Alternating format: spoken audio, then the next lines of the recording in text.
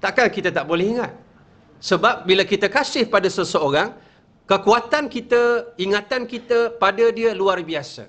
Kita sayang pada Minah, bukan dengan Minah. Selipar Mak Minah pun kita ingat. Ini selipar Mak Minah ni. Padahal kenduri kahwin tu, selipar pula dah tukar. Satu merah, satu kuning. Dia ingat.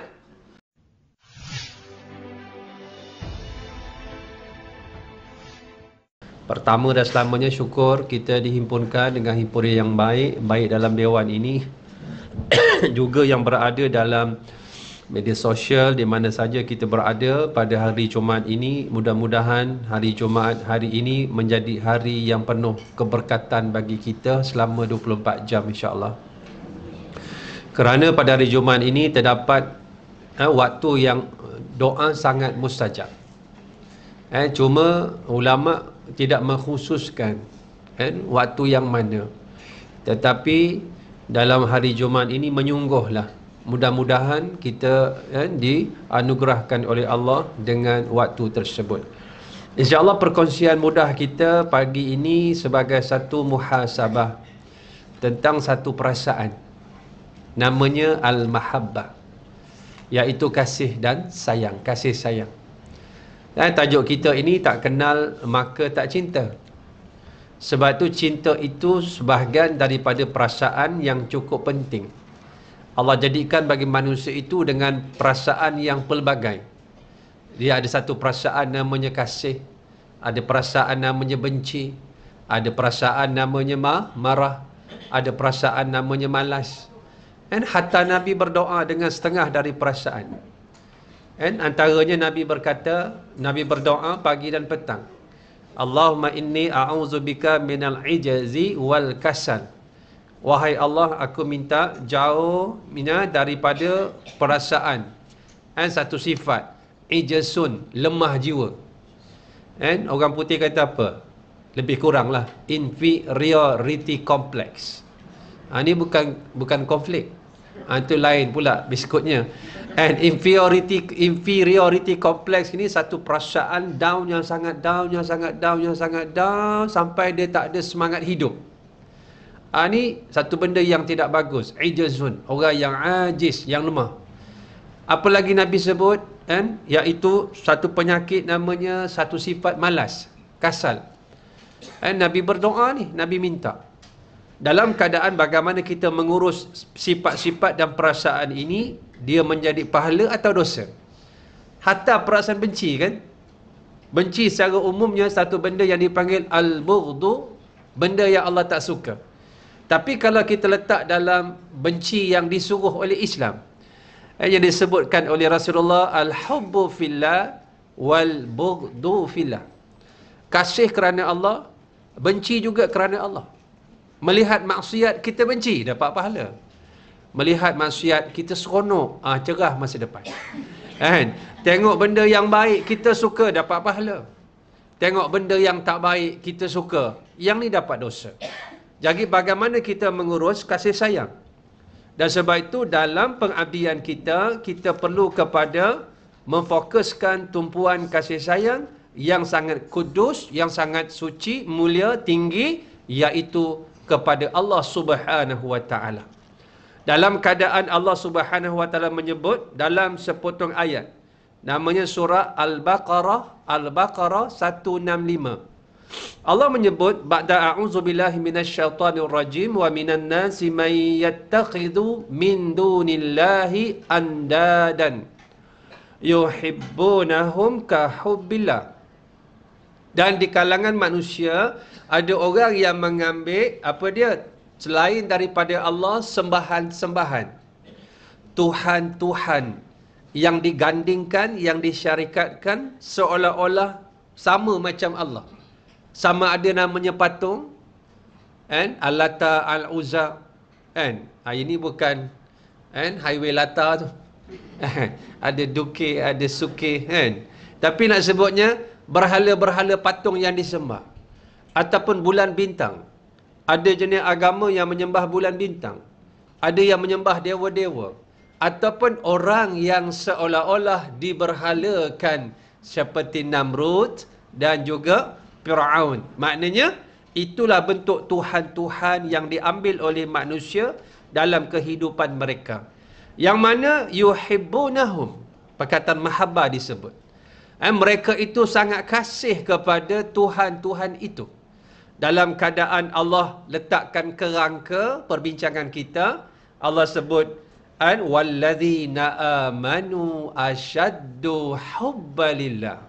Dan orang-orang yang beriman itu dia sangat kasih, dia sangat cinta kepada Allah Subhanahu wa taala. Maknanya secara fitrahnya manusia itu dia suka kasih cinta pada sesuatu perkara. Kalau benda itu dia kasih dalam keadaan kadang-kadang dia salah mengurus kasih itu. Lalu kasih itu kita kena urus agar dia menjadi perkara yang baik dan mendapat pahala di sisi Allah. Sebab itu kasih yang paling tinggi, fokus dan tumpuan dia, ubudiyah, pengabdian kepada Allah Subhanahu wa taala yang pertama. Yang kita kata kasih anak, kita kata kasih suami, kasih isteri, kasih harta benda, kasih kerja, kasih perniagaan kita, ini merupakan perkara-perkara yang menjadi fitrah manusia. Cuma kalau dalam perkara selain daripada Allah itu kita berlebih, kita mengurangkan kasih sayang Allah, ini membawa malapetaka yang besar. Sebab kasih sayang itu mesti tumpuannya kepada Allah Subhanahu wa taala, kerana orang yang beriman, walladzina amanu asyaddu hubbalillah. Dia tak kata bahawa orang beriman itu sifat dia kasih pada Allah, tapi dia mari dengan superlatif. Asyaddu, dia tersangat kasih. Maknanya cinta pada Allah mengatasi cinta kepada dunia dan seisinya. Satu. Yang kedua, kasih kepada Allah itu dia terikat kasih kepada Rasulullah sallallahu alaihi wasallam. Dan dia saling mengikat. Tak dikatakan orang itu kasih kepada Allah, dia tak kasih pada Rasulullah sallallahu alaihi wasallam. Tak dikatakan orang itu kasih kepada Rasulullah sallallahu alaihi wasallam, dalam masa yang sama dia tidak kasih kepada Allah Subhanahu wa taala. Dalam keadaan dia saling ikat mengikat dan dia bersifat bergandingan. Sebab itu bila kita sebut tentang kasih pada Nabi, kan, dalam ada sebuah tempat kan, kita dalam hujung daripada ceramah Maulid itu, dia suruh saya buka soalan, 5 soalan kan, kepada jemaah. Kan? Ni kalau saya buka soalan ni, ingat tak datang dah ni.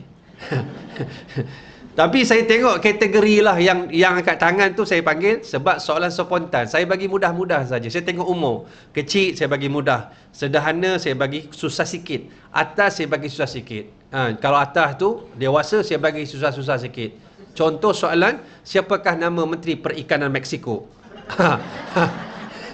Tapi apa yang saya nak sebut? Dalam keadaan kita kata kita kasih kepada Rasulullah sallallahu alaihi wasallam, perkara-perkara basic kita sebagai orang Islam tak lepas. Bila kita tanya siapa nama isteri Rasulullah yang pertama, disebutnya Aminah. Bila kita tanya siapa nama ibu Rasulullah SAW, dia kata Siti Khadijah. Kan pening tu. Perkara-perkara asas sebagai orang Islam kepada orang yang dia rasanya dekat. Sebab tu bila kita solat subuh tadi dipanggil dalam azan, ada nama Muhammad sallallahu alaihi wasallam. Nak solat iqamah, ada nama Muhammad sallallahu alaihi wasallam. Kemudian kita tasyahud, kita tahiyat, kita mengucap 2 kalimah syahadat dalam tahiyat, ada nama Muhammad sallallahu alaihi wasallam.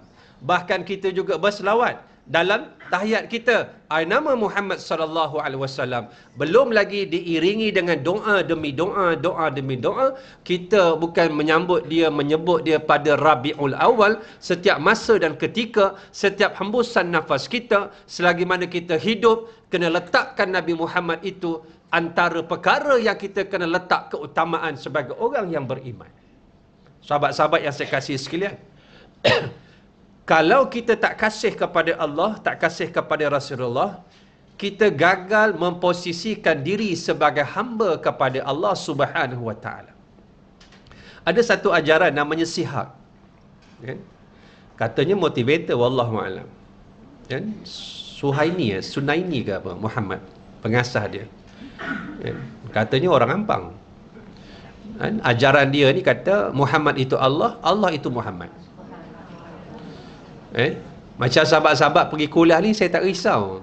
Ada tauhid, ada fiqh, ada tasawuf, ada tafsir. Tapi anak-anak kita yang 24 jam ataupun 26 jam TikTok, apa nak jadi? Keluarnya kumpulan ini, kan?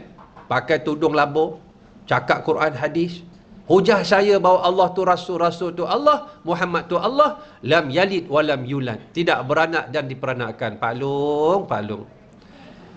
Lam yalid wa lam yulad, surah tu Ikhlas itu kan menceritakan sifat Allah, bukan sifat Muhammad. Quran ni bukan boleh kita parking suka hati kita je, ikut nafsu. Tapi anak-anak yang dia tak faham, dia tengok, dia akan terpengaruh. Sebab itu berbahaya kalau kita tak kenal Nabi Muhammad itu. Allah dah sebut Muhammadun wa ma Muhammadun illa rasul. Surah apa tu? Surah Ali Imran 144. Tidaklah Muhammad itu melainkan seorang rasul. Jelas dah. Maksudnya, dia rasul, dia bukan Tuhan. Kita kena kenal batang tubuh ini, kita kenal sebab terikatnya kasih sayang Allah dengan Rasulullah. Surah Ali Imran ayat 31.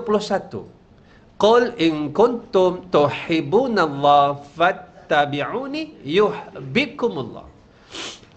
Tuan Guru Haji Jusoh Husin daripada kampung Torbiar. Orang Kedah panggil Tobiak, Pendang Kedah. Saya ambil kat dia kafiat solat hajat 2 rakaat. Mudah saja. Maknanya solat macam biasa, baca surah apa, silakan 2 rakaat. Cuma lepas Assalamualaikum warahmatullahi, Assalamualaikum warahmatullahi, jangan bangun. Duduk, baca surah Al-Insyirah, Alam Nashrah. Berapa lama? Berapa banyak? 152 kali. Sebab tu cantik tu kalau buat tu dalam pukul 4 lah. Maknanya lebih sejam, pukul 5 tu selesai. Baca, jangan bangun. Tok Guru suruh buat 42 hari. Tok Guru kata, tak pernah saya minta pada Allah hari ni, Allah tak perkenankan. Nampak? Dengan izin Allah, dia kata. Tok Guru tak minta banyak, dia minta sikit-sikit. Tok Guru dia tak nak dunia. Saya dah sebutlah dulu, Tok Guru ni dia tak nak dunia. Dia banyak memberi dari menerima. Dengan mengubat orang, dengan macam-macam nasihat. Kalau duduk kat dia 3-4 jam, tak rasa 3-4 jam, rasa 3 minit je. Quran hadis, sedap. Dengar dia tak puas, tak kenyang. Dengan apa? Dengan tazkirah tausiahnya. Sebab tu saya dapat tanah dekat, saya buat pondok ni dekat Ulu Bernam ni, antaranya dengan sebab itulah dia. Tok Guru suruh buat 42 malam, saya buat semalam je dah dapat dah, dengan izin Allah.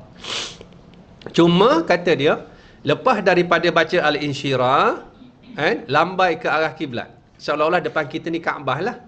Baca ayat tadi, Qul in kuntum tuhibbunallaha fattabi'uni yuhibbukumullah wa yaghfir lakum dzunubakum. Maknanya apa? Maknanya ketika lambai itu baca tu 3 kali. Ketika lambai baca, niatkan hati kita punya hajat. Kita nak apa? Minta pada Allah Subhanahu Wa Taala, minta menyungguh. Kita sendiri bangun, kita berhajat, kita bangun. Jangan kita berhajat, orang lain bangun, kita tidur siap okok. Jangan. Nak sebutnya menyungguhnya kita itu penting. Jadi nak sebutnya ayat ini nak cerita pada kita tentang apa? Kasih sayang Allah. Tengok katakanlah wahai Muhammad, sekiranya kamu itu kasih kepada Allah, fattabi'uni, ikutlah aku. Ikut siapa? Nabi Muhammad. Maknanya kasih kepada Allah itu terikat dengan ketaatan kepada Rasulullah. Nampak? Natijah daripada taat pada Rasulullah itu apa terjadi? Yuhibbukumullah. Jawapan bagi taat pada Rasulullah itu, jawapan dia yuhibbukumullah. Allah pasti sayang kamu, kasih kamu, cinta kamu.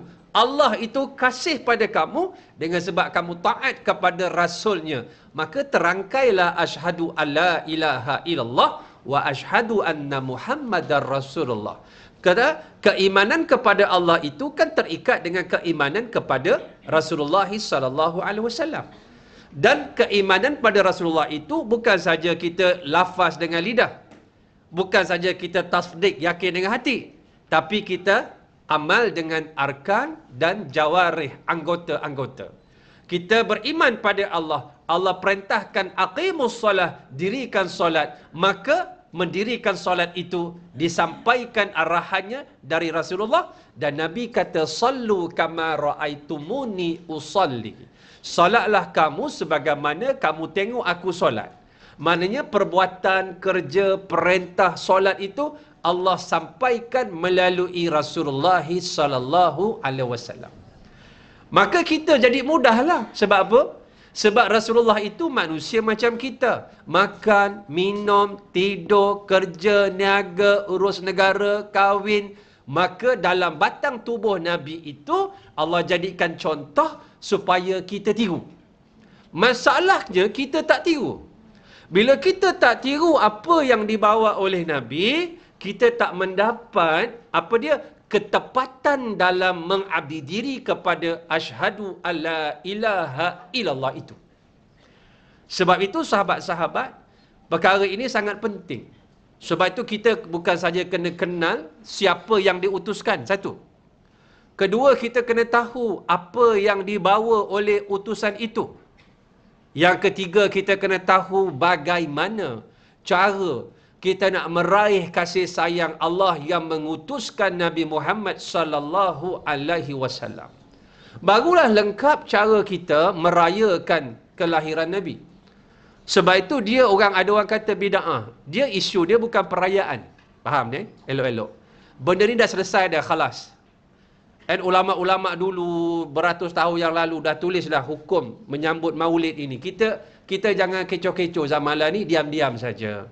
Kita yang bukan ulama ni, makan roti canai je lah. Okey? Faham ne? Jadi, yang perayaan dalam Islam dua saja. Raya puasa, raya haji, itu perayaan. Tetapi, merayakan hari lahir Nabi, bukan perayaan. Dia adat. Contoh kita menyambut hari lahir suami kita, anniversary kita, ulang tahun perkahwinan anak kita. Dia merupakan adat. Jadi dosa bila dalam dia ada benda yang dosa, ada arak lah, laki perempuan lah, buat parti buih lah, macam-macam kan. Jadi kalau dalam tu kita beli kek, doa, ya Allah berkatilah keluarga aku, ya Allah berkatilah anak aku. Kat mana dosanya? Bergantung pada kita. Kita sambut kelahiran Nabi dengan cara kita baca sirah, kita ceramah, tazkirah, ayat Quran, hadis, terangkan siapa Rasulullah agar manusia semakin kenal Nabi. Kat mana salahnya? Tapi kalau kita buat perayaan menyambut kelahiran Nabi dengan perkara yang haram, maka haram. Ma'adal ilal haram fahuwa haram. Benda yang bawa pada haram, dia haram. Jadi benda ni kita kena faham, Rasulullah SAW itu dia bukan sebarangan manusia. Kalaulah kita boleh ingat suami kita kan, bang, dulu masa kita dating dulu, kita dating dulu. Abang ingat tak baju saya warna apa? Suami kita, ibu-ibu, semalam baju kita pun dia tak ingat. Masa dulu 40 tahun lepas, mana je nak ingat?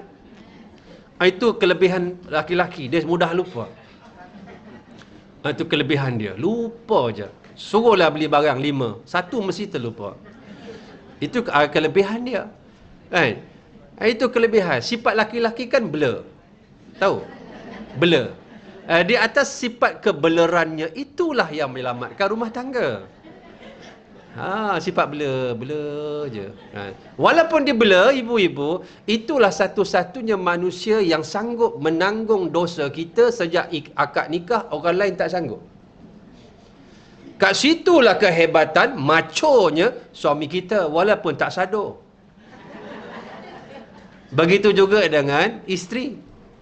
Itulah satu-satunya manusia yang sanggup menyambung nyawa, melahirkan anak-anak kita. Yang mana suami tak sanggup nak lahirkan dan tak mampu sebab melahirkan anak, mengandung bukan sebab fizikalnya kuat, jiwanya kuat. Hamalathu ummuhu wahnan ala wahnin wa fisaluhu fi amain. Payahnya mengandung dari payah kepada payah, payah kepada payah, payah kepada payah. Dah lahir, 2 tahun menyusukan anak. Bukan mudah. Lebih-lebih yang berkerjaya kan. Susu anak tu dengan susu ibu. Bukan ibu lembu. Ibu orang. Dekat office, saya tahulah. Saya tahu, isteri saya. Dekat sekolah, ada masa pergi perah susu. Masuk dalam botol. Dan dia ada tempat khas dia supaya susu tak rosak. Ditulisnya tarikh. Saya tengok botol-botol dalam peti sejuk ada tarikh-tarikh tu. Subhanallah. Tarikh-tarikhnya tu bila nak hantar ke pengasuh, bila yang mana dulu, botol dulu, dia susunnya. Saya tak mampu buat. Sebab dia pun bekerja. Kita faham dalam konteks suasana hari ini. Pakar-pakar bekerja. Nak sebutnya, perkara-perkara itulah yang kita kena faham. Kita kena kenal. Nanti kita akan masuk apa kelebihan cinta kasih sayang itu dalam bentuk ibadah nanti insya-Allah. Lalu kita kena kenal siapa yang lahir ini. Siapa yang diutuskan. Takkan kita tak boleh ingat. Sebab bila kita kasih pada seseorang, kekuatan kita, ingatan kita pada dia luar biasa. Kita sayang pada Minah bukan dengan Minah. Selipar Mak Minah pun kita ingat. Ini selipar Mak Minah ni. Padahal kenduri kahwin tu, selipar pula dah tukar, satu merah, satu kuning. Dia ingat. Sebab kasih kepada Minah dengan selipar Minah, dengan selipar Mak Minah sekali. Sebab itu, cerita dalam syair, syair Arab, Majnun dengan Lailah ni bercinta. Majnun dipanggil Majnun apa? Bahasa Arab, gila. Tapi dia bukan gila, dia gila bayang. Majnun ni, kalau bahasa Urdu dipanggil apa? Hindustan. Gila bayang. Kita kata dil tul pagal tu maksudnya pagal gila. Pagal kat sini maksudnya dil tu hati. Dia gila bayang. Sebab satu hari kan Majnun dia nampak tai unta dipuji. Tai unta cantik. Dalam bentuk syair. Cantik tai unta, kalau kita ni lembut ni macam cheesecake ke apa kan. Kita kata puji. Orang kata, "Hey Majnun, kau gila ke puji tai unta?" "Dah, aku tak gila." "Kau nampak aku gila puji tai unta?" "Dah, aku tak gila." "Kenapa kau puji tai unta?" "Aku cinta Laila. Aku puji Laila. Dengan unta, dengan tahi-tahinya sekali. Dengan package." Barulah mari love is blind. Orang Arab kata al-hubbu a'ma. Sebab yang kita nak sebut ni, yang Allah suruh taat ini siapa? Nabi sebut, "Inna Allah astafa Kinanah min waladi Ismail." Allah memuliakan aku ni daripada Kinanah. Kinanah ni moyang Nabi yang ke-14. Moyang Nabi yang ke-14, anak pada Nabi, keturunan ini, daripada akan bertemu dengan Nabi Ismail alaihissalam. Dan sebab itu Muhammad bin Abdullah, Abdullah bin Abdul Muttalib, Abdul Muttalib bin Hashim, Hashim bin Abdul Manaf, Abdul Manaf bin Qusay, Qusay bin Kilab, Kilab bin Murrah, Murrah bin Ka'ab, Ka'ab bin Luhai, Luhai bin Ghalib, Ghalib bin Fihir, Fihir bin Malik, Malik bin An-Nadar, An-Nadar bin Kinana. Yang ke-14 dan 14. Kinanah bin Mudrika, Khuzaimah, Khuzaimah bin Mudrika, Mudrika bin Ilyas, Ilyas bin Mudar, Mudar bin Nizar, Nizar bin Ma'ad, Ma'ad bin Adnan. Daripada Rasulullah sampai ke Adnan, yang kita kata Shalla alaikallahu ya Adnani, Adnani. Adnan ni moyang Nabi ke-21. Naik ke atas 58 lagi jumpa dengan Ismail alaihissalam. Daripada Ismail naik ke atas berjumpa dengan siapa? Ibrahim alaihissalam.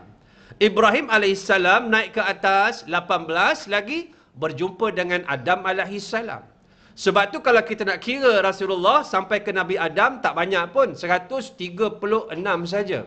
Sebab sebelah Nabi Allah Ismail tak banyak Nabi seperti mana Ishak alaihissalam. Ishak, Yaqub, Yusuf. Banyak Nabi-Nabi sebelah sini.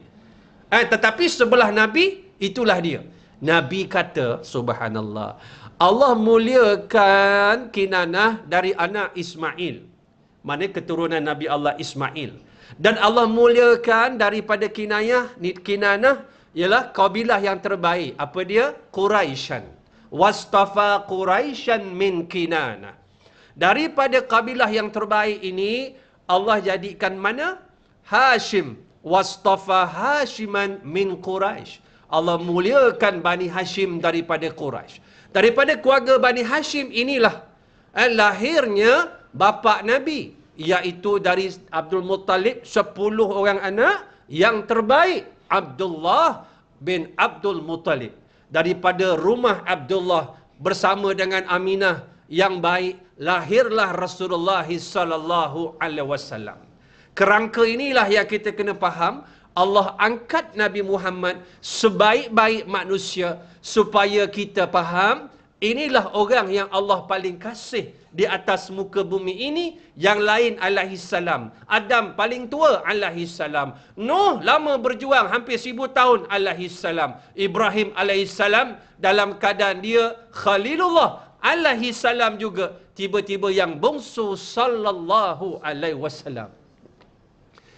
Yang bungsu ni Allah sayang lebih dari yang lain. Kenapa kita suka ingat anak yang bungsu? Cerita sikit, cerita. Yang bungsu ni manja je lah. Tengok, jari kan 5. Ni kan mak ni, pendek je tapi gempal. Yang ni, orang Arab panggil jari sababah, jari tunjuk. Kenapa? Kan suka tunjuk. Ha, tak tahu. Ha. Saya salah orang je. Tiba-tiba yang tengah tu macam cacat sikit. Macam. Dia paling tinggi pula. Jari hantu. Tu macam hantu lah tu. Degil kan, kadang-kadang ada anak yang jadi macam tu. Kan? Problematic child. Allah bagi macam-macam. Kemudian ada yang anak qurratu ain, penyejuk mata. Kan? Yang ni, jari manis. Kalau tak cincin manis je. Cuba letak cincin kat jari ibu. Nampak macam bomoh kan? Kan? Tiba-tiba di hujung tu ada yang kecil je. Itulah anak bungsu. Manja. Tengok 4 anak ini kita lipat, tak kuat. Tanpa ada ibu yang mengikat. Ibu mengikat. Sebab tu bila ibu ayah meninggal, anak 4 ni berterabur. Apatah lagi kalau tidak ada agama, dia berterabur lagi. Teruk. Tak boleh mengikat kita melainkan kasih sayang agama Allah Subhanahu Wa Taala. Apa saya nak sebut ialah dalam keadaan anak yang bungsu itu kan lain perangai dia. Manja. Kan kita hantar dia pergi sekolah, kita balik kan, dia kecil kan, pergi tadika 5 tahun 6 tahun, kita bawa kereta tu dah rindu kan. Kita bagi dia gelaran macam-macam lah kan. Kita panggil dia macam-macam, nak bagi seronok. Adik dia macam lepak pisang lah. Panggil macam-macam kan, nama dia Acem lah, apalah. Dalam keadaan dia tu kita dah ingat sokmo Nabi SAW yang paling bungsu, tapi dibangkitkan paling awal. Pertama besok dibangkitkan Rasulullah SAW. Yang kedua Abu Bakar As-Siddiq radhiyallahu an sebelah dia. Kemudian orang yang ketiga Sayyidina Umar Al-Khattab radhiyallahu an sebelah Sayyidina Abu Bakar. Kemudian perkuburan Baqi' dalam tu ada 10,000 sahabat Nabi.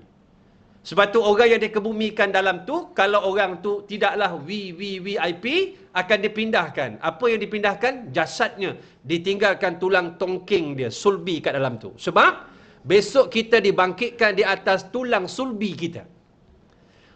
Ketika dibangkitkan besok, mereka daripada tanah Baqi'. Maka orang ini special, tiket dia special, first class. Yang ni, lepas Baqi', Ma'la, di mana Mekah. Adanya Khadijah radhiyallahu anha. Habis yang dekat Subang Jaya bila? Wallahu a'lam bisawab. Ini cara rankingnya, caranya. Kerana Rasulullah sallallahu alaihi wasallam itu bukan sebarangan orang. Lalu diikatkan tadi dalam keadaan yang pertama, kasih sayang kepada Allah, keutamaan dalam pengabdian kita kepada Allah Subhanahu wa taala. Yang kedua, kasih kepada Rasulullah sallallahu alaihi wasallam. Yang ketiga, kasih kepada Rasulullah itu dia terikat dengan ketaatan kepada Rasulullah sallallahu alaihi wasallam. Sebab itu tanda kasih kepada Rasulullah yang paling besar apa? Yang paling besar sekali. Paling besar. Dan selawat, ya, tanda kasih betul, tapi belum besar lagi. Ingat dia selalu, belum besar lagi. Solat. Apa dia? Ikut sunnah dia. Itu belum besar lagi. Ada lagi besar lagi. Syafaat, minta syafaat dia. Lagi besar. Ada lagi besar. Kan? Ada lagi besar. Solat. Ada lagi besar. Ada lagi besar. Sahabat-sahabat yang saya kasih. Kasihnya sahabat-sahabat Nabi kepada Nabi bukan kepalang. Dah nampak, nak nampak lagi. Dah tengok, nak tengok lagi. Nabi ni kalau dia bercakap, belum bercakap, nampak dia Nabi. Bercakap, lagi nampak dia Nabi. Bila dia tak bercakap, nampak dia betul. Dia bercakap, nampak lagi dia orang yang benar. Kalau dia bercakap tu, orang tengok dia tak puas. Nak dengar, nak dengar, nak dengar, nak dengar. Dalam kitab Syama'il Muhammadiyah, seolah-olah terpancar di celah-celah giginya cahaya. Seolah-olah. Bukan saja orang besar, orang kecil. Orang perempuan pun, muslimat. Balik peperangan, pertama ditanyanya, Rasulullah selamat tak? Bila nampak Nabi selamat, baru teringat. Suami tadi pergi perang. Baru teringat, ayah, adik, abang pergi perang sama Rasulullah. Keutamaan pada Rasulullah sallallahu alaihi wasallam. Allahu akbar. Yang kecil, begitu juga. Saya dah sebutlah Ma'lah. Sayangnya dengan Nabi. Pedang, tombak datang. Dia lompat tahan dengan dada. Terduduk dia. Nabi pangku, bagaimana anakku? Ya Rasulullah, kalau kau balik beritahu ibuku bahawa aku menantinya di syurga Allah. Keutamaan hidup mereka hanya Rasulullah sallallahu alaihi wasallam. Itu yang mereka fikir. Yang laki-laki, tak dapat kita nak ceritalah. Seolah-olah tak tahu nak kata apa. Apa jenis manusia extraordinary mukmin. Ditulis dengan tinta emas. Mempertahankan dadanya, badannya sebagai perisai kepada Rasulullah sallallahu alaihi wasallam. Abu Ubaidah Al-Jarrah dalam perang Uhud melekat di besi kat pipi Nabi ni, melekat. Nabi kena pukul, Nabi pakai topi besi, melekat besi kat pipi Nabi, patah gigi Nabi. Sahabat-sahabat, Abu Ubaidah Al-Jarrah dia tak tarik dengan tangan, dengan gigi dia. Perlahan-perlahan takut Nabi sakit dan dia cabut, gigi dia cabut. Gigi dia tercabut. Nabi kata, wahai Abu Ubaidah, aku jamin Allah akan ganti bagi kamu gigi yang lebih hebat dalam syurga Allah. Tuan-tuan, sahabat-sahabat, Abu Ubaidah ni kubur dia dekat perbatasan Yarmouk. Saya dah pergi kuburnya dengan kubur sahabat yang lain. Dirar Ibnu Azwar, Syurahabil bin Hassanah. Jaraknya 1 jam, 50 minit, satu kubur ke satu kubur. Saya pergi 2 orang dengan sahabat. Sampai ke kubur Abu Ubaidah Al-Jarrah. Dekat luar masjid ni, dekat parking lot. Orang Arab ni kata, "Maza tashum ya akhi?" Kau bau apa? "Ashum raihatan tayyibatan wala adri ma hiya." Aku cium bau yang wangi tapi aku tak tahu bau apa. Aku tak pernah cium bau ni dekat mana-mana kedai, dekat Mekah, dekat Madinah, kedai-kedai minyak wangi, tak pernah. Dia gelak-gelak. Hazihi raihatul jannah. Ini bau syurga. Semakin saya dekat ke kubur Abu Ubaidah Al-Jarrah, semakin wangi bau dia. Bau itu keluar daripada makam kubur Abu Ubaidah Al-Jarrah. Yang tarik ayah dia masuk telaga peperangan Badar siapa? Abu Ubaidah Al-Jarrah lah. Ayah dia lawan Nabi, dia bersama Nabi. Alladhi yajurruh abah. Yang tarik, heret ayah dia, dipanggil Abu Ubaidah Al-Jarrah. Yang mengheret ayah dalam peperangan Badar. Ayahnya di sebelah sana menentang Rasulullah sallallahu alaihi wasallam. Kerana apa? Kasih kepada Allah, kasih kepada Rasulullah, kasih kepada Islam mengatasi segala-galanya. Maka tak peliklah kuburnya wangi. Kubur yang lain juga wangi. Orang-orang yang Allah kasih berbeza. Dalam peperangan Uhud, ada watak yang hebat, orang tak perasan. Uwais Al-Qarni atau Uwais Al-Qarani dekat Yaman. Tapi dia tak pernah jumpa Nabi. Hidup zaman Nabi. Sebab itu gelaran dia Mukhadramin. Orang yang tak jumpa Nabi tapi hidup zaman Nabi dipanggil Mukhadramin. Dia tak cukup syarat. Sahabat ini orang yang Islam, mati atas Islam, dah jumpa Rasulullah. Itu sahabiyu ataupun ashabah Rasulullah sallallahu alaihi wasallam. Dia tak jumpa Nabi sebab jaga mak dia. Dia anak yatim, ayah tak ada, mak dia uzur, dia jaga ayah mak dia, dia tumpukan mak dia. Tapi bila dengar perang-perang Uhud, Nabi punya gigi patah, dia buat apa? Dia ambil batu ni dekat Yaman, dia pecahkan gigi dia, dia hempuk pipi dia, nak merasakan kesakitan yang dirasai oleh Rasulullah sallallahu alaihi wasallam. Ada kita rasa gitu? Kita sambut-sambut Maulid ni, ujung dia apa? Kita makan kambing panggang, betul? Kalau kita rasa sayang kita kerana benda, kita tak dapat menandingi Abu Lahab. Bila Nabi lahir, dia sembelih 100 ekor unta. Seekor unta saya tanya kat Udaybiyah, umur 10 tahun, 50,000 rial. Kalau 100 ekor, kalikan. Kalau kita rasa kita nak infak sas kasih pada Islam, pada Rasulullah, dari sudut material, kita pun tak mampu. Bagaimana perasaan yang kita bina? Sebab itu tanda ketaatan pada Nabi, kasih sayang pada Nabi yang paling tinggi sekali, apa dia? Wa may yuti'illaha wa rasul. Siapa yang taat pada Allah dan Rasul, perkataan yuti'illah, ita'ah, ketaatan. Wa ma atakumur rasul khuzu wa ma nahakum anhu fantahu. Apa yang Nabi bawa ambil, yang Nabi larang tinggal. Itulah kemuncak rasa kasih sayang, taat kepada orang yang Allah utuskan dalam syariatnya. Itu paling tinggi. Yang sahabat-sahabat sebut benda-benda sunat itu sebagai value added, nilai tambah. Sebab kasih sayang tu dia akan menambahkan. Bukan yang wajib ni dah memang dah. Tapi mari hak sunat, bukan yang sunat biasa. Duha dia tak buat 2, buat 8. Kerana apa? Kasih sayang itu mendepani segala-galanya.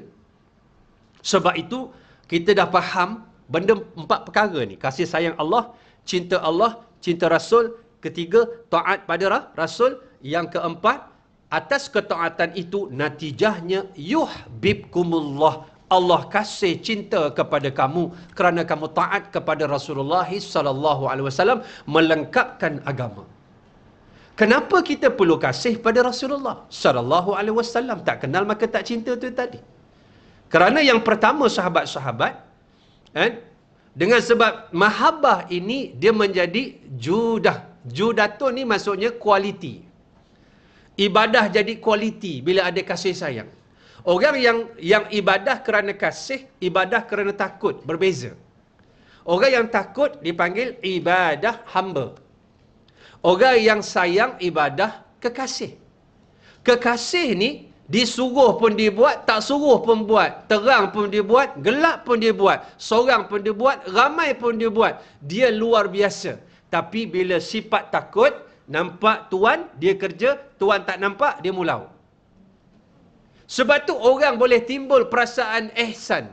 Anta'budallaha ka'annaka tarahu fa illam yakun tarahu fa innahu yarak. Kamu sembah Allah seolah-olah kamu nampak Allah. Jawapannya memang takkan nampak. Tetapi kalau kamu tak nampak Allah, rasakan Allah nampak kamu. Apa terjadi? Bila kita rasakan Allah nampak kita, kita akan menjadi orang yang itqan, mutqin. Kita punya ibadah tu kualiti. Dalam keadaan gelap, seorang-seorang pun kita buat, kualitinya sama ketika ramai. Kerana apa? Rasa kasih sayang kepada Tuhan. Dalam keadaan Allah tu nak tengok dia, dia nak pandangan Allah, dia buat. Maka jadilah judatun. Apa dia? Dia ada kualiti satu. Yang kedua, daripada sifat ini, kasih ini, dia menghasilkan ikhlas. Kerana dia tak mengharapkan orang. Tahu ikhlas? Ikhlas ni 100% pure. Sebab tu kalau madu asal, madu yang asli dipanggil madu yang khalis. Madu yang asli bukan dijual oleh orang asli. Madu yang asli tak campur air, tak campur gula, khalis. Kena sesudu berpeluh. Masa saya COVID dekat Turki tu, ubat ni, ubat chemical semua dah banyak masuk dah. Dah tak tahu nak buat apa. Tapi kawan Turki ni, subhanallah, Kan? Baik orangnya. Dia dia belikan saya madu. Madu ni subhanallah, makan sesudu. Ni luar ni salji ni turun, hujan, snowing. Berpeluh. Subhanallah. Tenaga je masuk lain. Bila dia bertepatan dengan Quran, bila dia tu betul pure, lain kesan dia. Kecil macam ni botol dia. Saya tanya dia, sebotol berapa? Murah je, RM3,000. Kan? Lepas tu saya kata, macam sesuai lah dengan saya, cari lagi. Saya hantam ni je, makan ni je. Kan? Lepas tu ubat-ubat semua, saya tolak bawah bantal. Kantul bila, kantul, doktor, makan ubat, makan doktor. Habis. Tapi, bohong-bohong ni tak tahan lama, kantul. Tengok-tengok ubat banyak, saya sorok. Tak tahan dah. Badan dah bau ubat, peluh bau ubat. Bila tukar dengan madu, luar biasa. Lepas tu saya dah sihat, agak sihat, saya ajak dia pergi tempat ni. Dekat gunung.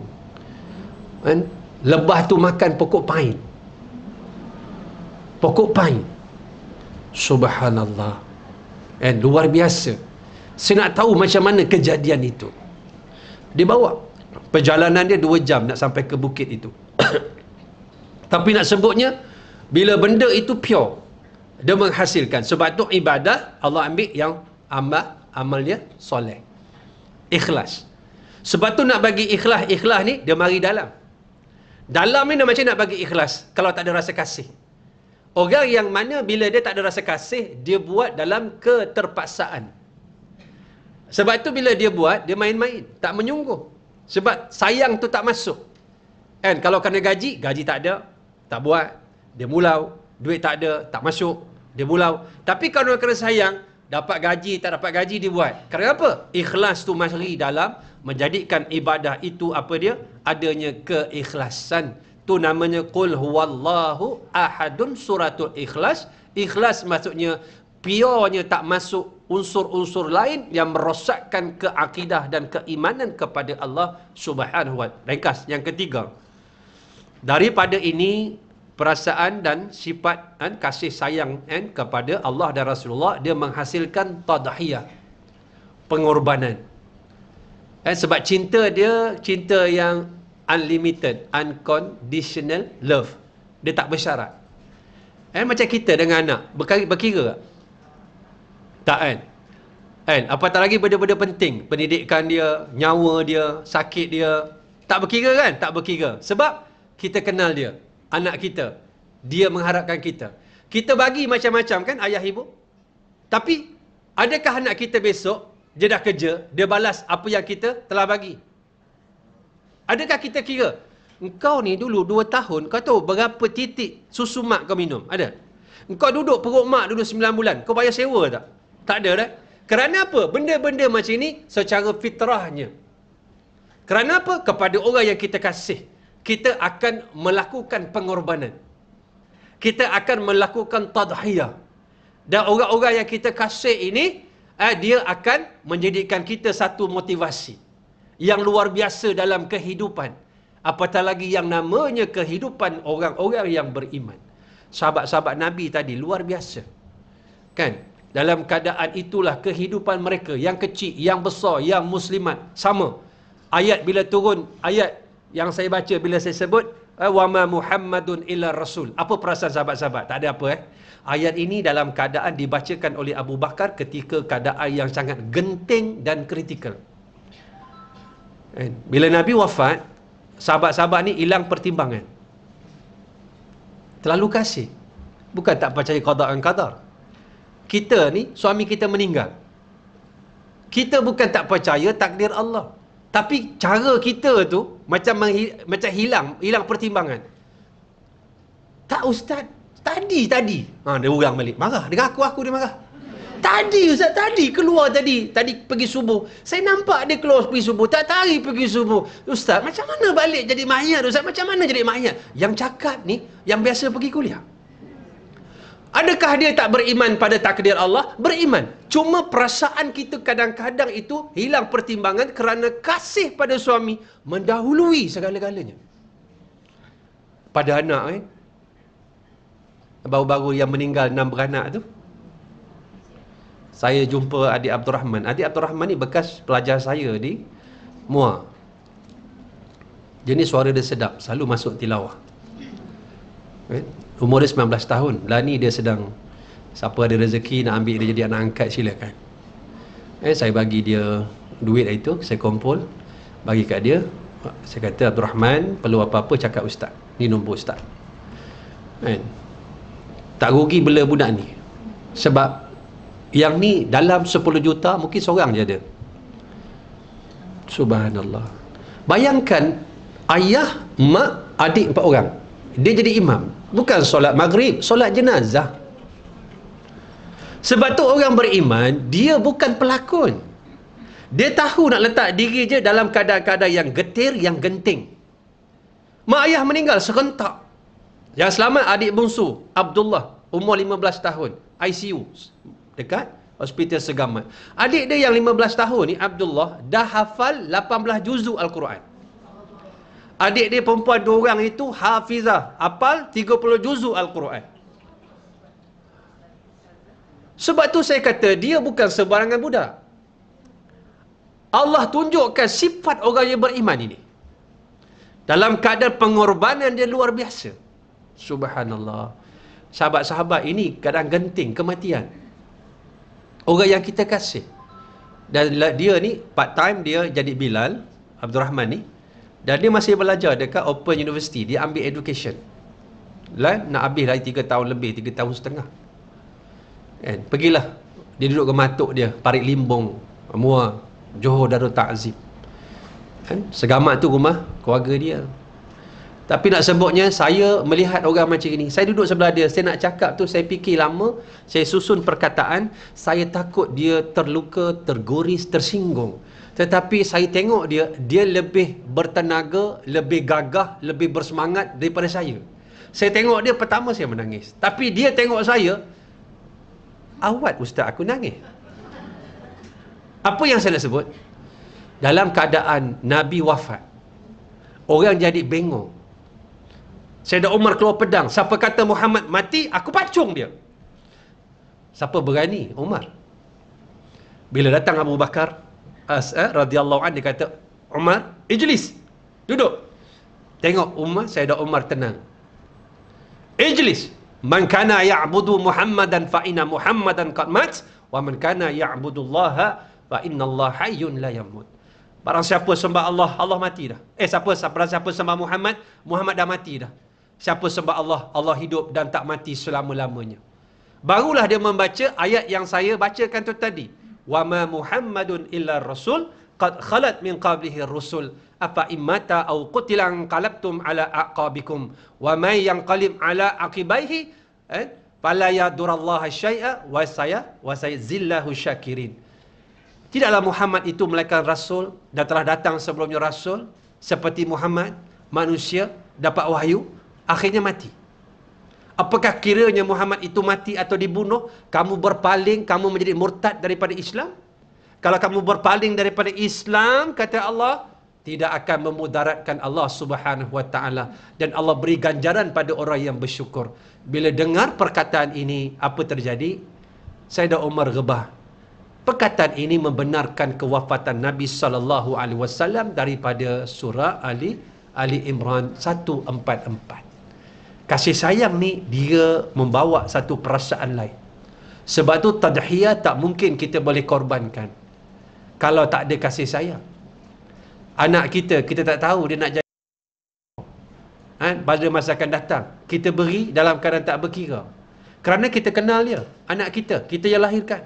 Kita kenal dia, anak kita yang azan telinga dia masih lahir-lahir, jari pun besar, 2 jari ni tapak kaki. Maka kita kenal. Bagaimana kalau kita kenal Allah, kenal Rasulullah sallallahu alaihi wasallam? Ada tak perasaan kira-kira dalam berkorban? Tak ada. Yang keempat, dia ada apa? Dia ada ahdafu qawiyatun. Dia ada matlamat yang kuat, yang kita panggil clear goal ataupun strong goal. Dia ada matlamat yang jelas, kuat. Hidup kita ni jadi hebat tak hebat bila ada matlamat. Orang ada matlamat ni lain tau, jiwa dia. Jiwa dia tersusun. Masa dia terisi. Dia tak ada masa lah, walaupun sekejap nak membawang, tak ada masa sekejap dia nak buat maksiat, tak ada. Sebab masa dia tu terlalu mahal. Dalam kitab disebut, dia menjadi bakhil dengan masanya, lebih bakhil daripada orang yang bakhil terhadap hartanya. Kerana masanya itulah modal untuk dia menjadi hamba pada Allah. Setiap saat masanya hanya untuk mengabdi diri pada Allah. Tak ada masa dia nak fikir benda-benda yang merugikan dia. Ini sifat dia. Sebab dia ada matlamat. Dia ada goal. Bukan saja goal, strong goal.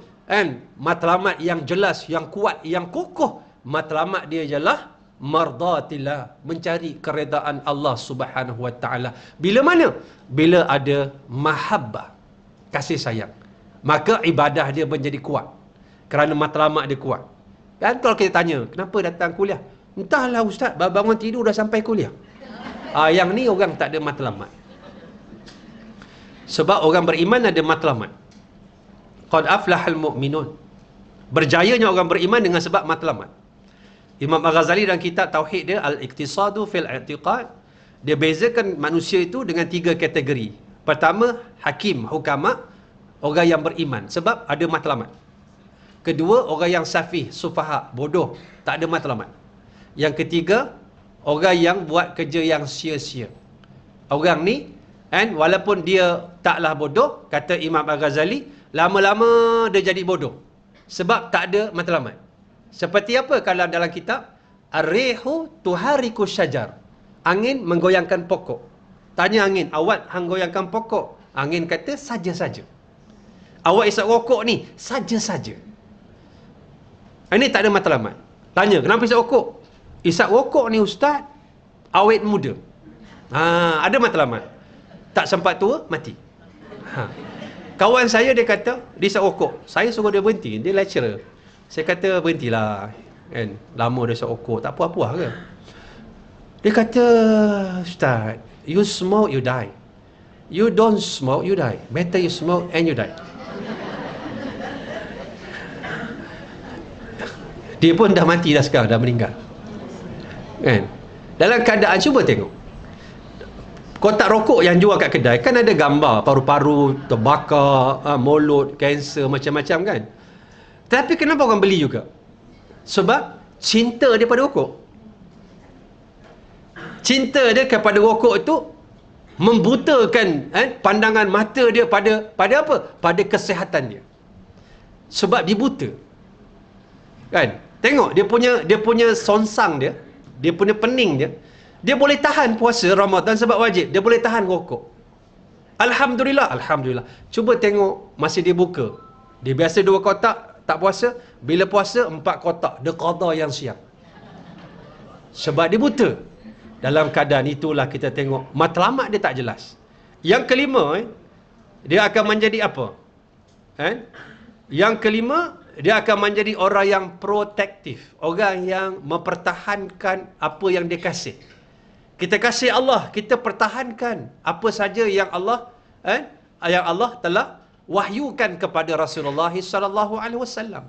Kita sayang kepada Rasulullah, kita pertahankan Rasulullah ketika hidup dan wafatnya dan apa yang dia bawa. Kita sayang kepada Islam kerana Islam dia bawa oleh Allah dan turunkan kepada Rasulullah. Kita akan mempertahankan Islam dalam keadaan kasih itu mendatangi ataupun mendasar dalam hati kita. Maka jadilah orang mukmin itu orang yang pelindung, protektif.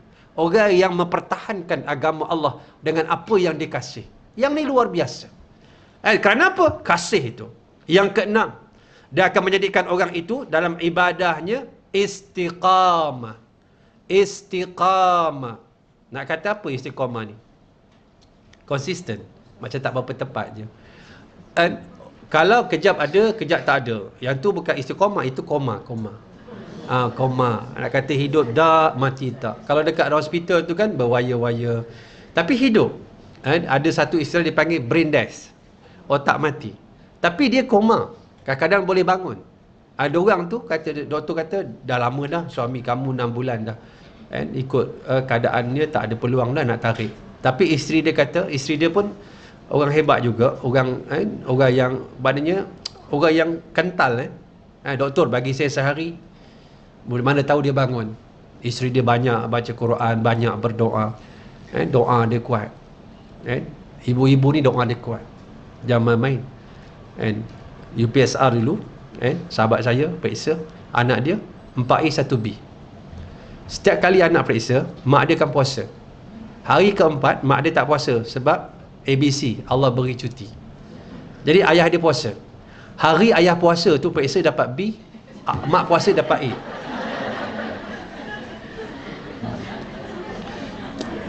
Lain kan? Lain. Ibu-ibu ni lain doa dia. Patutlah persatuan ibu bapa guru, bukan persatuan bapa ibu guru. Semua ibu kan? Dalam keadaan hari terakhir tu suami dia bangun. Subhanallah. Kan? Rezeki dia. Nak sebutnya yang ni koma. Orang yang istiqamah ni dia konsisten dalam keadaan konsistennya ibadah dia. Orang yang dah konsisten ni nanti dia akan jadi orang yang merasa apa? Merasa pentingnya dalam keadaan dia menjaga ibadahnya walaupun namanya sunat. Saya ringkaskan yang ketujuh. Dia menjadi orang yang apa? Yang hirsun, orang yang tamak. Hirsun fil ibadah. Tamak. Tak cukup wajib yang sunat, tak cukup sunat tu sikit, sunat tu banyak. Sebab apa? Dia dah jadi manis. Dah jadi manis. Dalam keadaan ibadah dia menjadi manis. Seterusnya yang ke-8. Al-hudu'u fil wartatin. Menjadi orang yang tenang dalam perkara-perkara yang getir. Dia hudu'. Al-hudu' ni orang yang tenang je. Dalam ujian-ujian dia jadi tenang. Nabi ni beri satu kitab. Peristiwa pembunuhan Rasulullah, tajuk dia bahasa Melayu. Bahasa Arab dia wallahu ya'simuka minan nas. Dia ambil dalam istilah ayat Quran. Ditulis oleh Ahmad Al-Jada'. Ahmad Al-Jada'. Dan saya tengok telah diterjemahkan dalam bahasa Melayu oleh dah lama dah Muhammad Ehsan. Dalam Shopee ada. Kitab ni kalau kita baca, pertama semakin banyak maklumat, kedua kalau siapa tak menangis memang hati dia keras. Dalam kitab ini menceritakan bermula Nabi berhijrah sampai Nabi wafat sebanyak 13 kali percubaan membunuh Rasulullah SAW. Nabi sebaik-baik manusia, orangnya lemah lembut, orangnya pemaaf. 13 kali percubaan nak bunuh dia. Menangis kita. Nabi SAW ini begitu tenang orangnya. Orang yang dalam keadaan tenang ini orang beriman. Dia susah tak? Susah. Kerana dia pandai menyembunyikan kesusahan dia. Masa PKP kita bagi bantuan pada seorang ustaz, bawa makanan, barang dapur. Kita tahu dia duit tak ada. Kita bagi duit, kita kumpul bagi dia. Dia kata apa? Ustaz, Ana ada duit lah. Ustaz bagi orang lain lah. Kita tahu dia susah. Kita tahu rumah dia. Pernah ada sahabat duduk dalam penjara dulu dengan sebab-sebab tertentu. Kita ziarah dia. Dia kata, Syekh, rumah Ana, isteri Ana tadi baru datang, beras tak ada. Allah, sedih kita. Kadang-kadang kita tak tahu orang susah. Dan kita tahu orang tu susah. Tapi dalam keadaan dia susah, bila kita nak beri bantuan, dia kata, Ustaz, bagi orang lain, Ana ada. Dia perlu. Dia susah. Tapi kerana apa? Ada isar. Sampai satu masa, satu keadaan, bila terlalu kasih kepada Allah dan Rasulullah, segala penderitaan, segala kepayahan dalam kehidupan orang yang beriman, berjuangnya menjadi manis dan lazat. Allahu Akbar. Dia jadi lain. Dia pandai menyembunyikan. Kerana apa? Hujung dia ada Allah. Dia ada Allah. Allah yang memandang dia, dan dia nak hanya satu saja. Dia nak kasih sayang Allah Subhanahu wa taala. Dan hidup dia dalam keadaan kesusahan ini, dia yakin bila dia mati, dia berehat dalam keadaan keindahan. Sahabat-sahabat, kita payah kan? Kadang tak payah mana pun, pergi masjid, kuliah. Kita rasa payah dah. Bangun malam, zikir, sedekah sikit. Kita rasa payah kan? Ada orang lagi payah lagi. Nabi lagi payah lagi. Kita tengok kita ni, kita rasa payah sebab kita tak tengok orang yang lebih payah. Kan? Dan kita ni bila mati, melihat keindahan janji Allah, kita ni dalam keadaan hidup susah, kita kat dunia, kita lupa kita pernah susah sebab melihat jaminan daripada Allah yang datang. Seronoknya kita lupa kesusahan. Sebab tu Tok Guru ajar, didiklah untuk menjadi orang yang susah dalam dunia. Cari kepayahan supaya kamu berehat nanti apabila kamu bertemu dengan Allah Subhanahu Wa Taala. Yang kesembilan, daripada inilah lahirnya Abdul Muti', menjadi apa? Kamu menjadi hamba yang muti', yang taat. Kenapa mari taat? Innal muhibba lima yuhibbu muti'. Perkataan muti' dia sebut.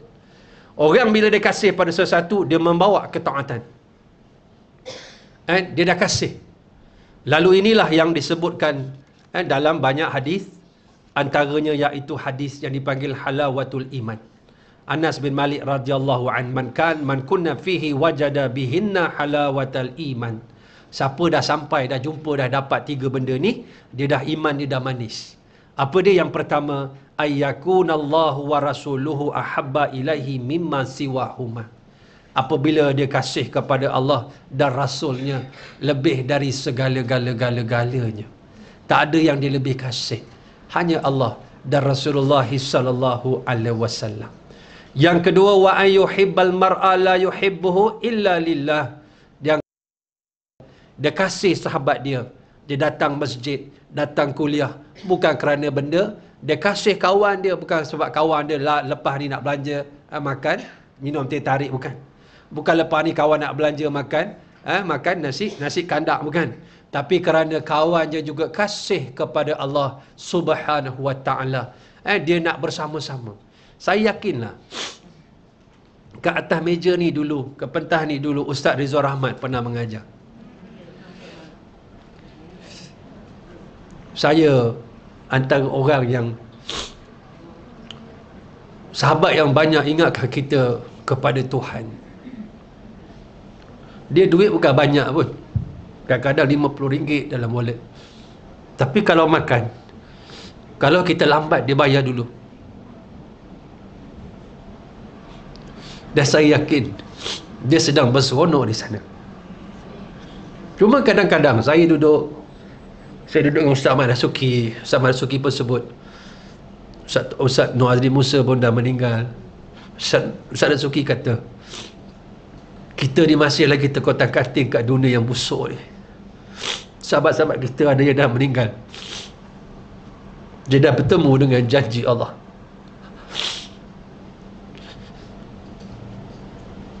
Sebab itu kita ni memberi kerana kita kasih, bukan kerana kita lebih.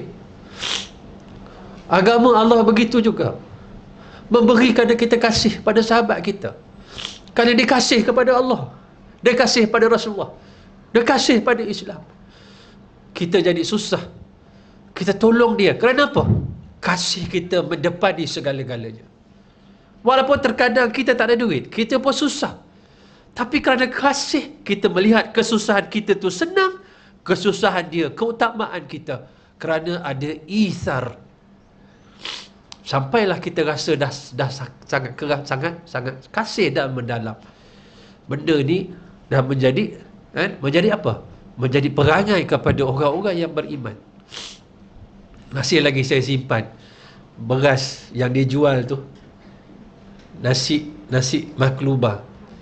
Saya nak masak, saya tak sampai hati. Saya masak, saya tengok, bukan masalah beras tu, masalah teringat ada gambar dia. Kan? Anta dah rasa dah. Anta dah rasa dah nasi anak.